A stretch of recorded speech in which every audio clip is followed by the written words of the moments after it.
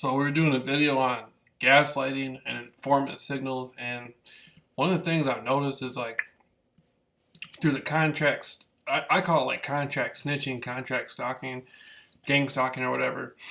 Like it's not as simple as just people harassing people and stalking people and following people around who work for the police, but they also set a lot of people up for crimes they didn't commit and for stuff they're doing. For me, I got hit up for something I didn't even do, but I've seen people get set up on big dope cases and stuff, and they don't know what gang stalking is. They don't know what's going on. But the same way they follow people and harass people, like with the lights and wearing a certain color, they're setting people up. Then they hire people who aren't even really like they hire like they used to hire a lot of people and try to make them look like gang members. And gang stalking doesn't really have anything to do with gang members. But there's people that do the gang stalking stuff who try to dress up like gang members to like intimidate people or to do some informant type stuff. And it was one guy, like this was over by Shells in the Heights, right? And I was going over my cousin's house and I was crossing the street and I was getting into a car and it was some guy. I knew one of the guys, I didn't know the other guy.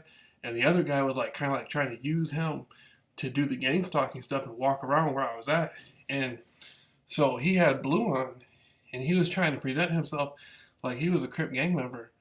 And like I was like, man, this is crazy. Like, like there's probably like, a few people are actually really Crips in Muskegon. Like there's one guy I know, he grew up in California, so he really is like from that lifestyle and stuff. But when it comes to the contract stalking, they're paying people to dress up like this.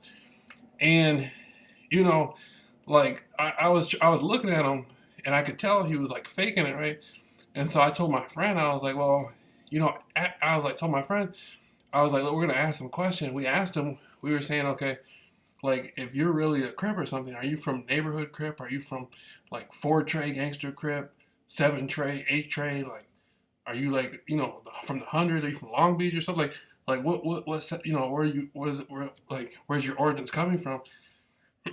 And he didn't even know what to say. Like that's how I knew it wasn't real. And I'm thinking like there's dozens of people that they're paying to do this type of stuff, and they're setting guys up on big dope cases and stuff. And they like, I'm thinking like maybe they use that as a front to wear certain colors.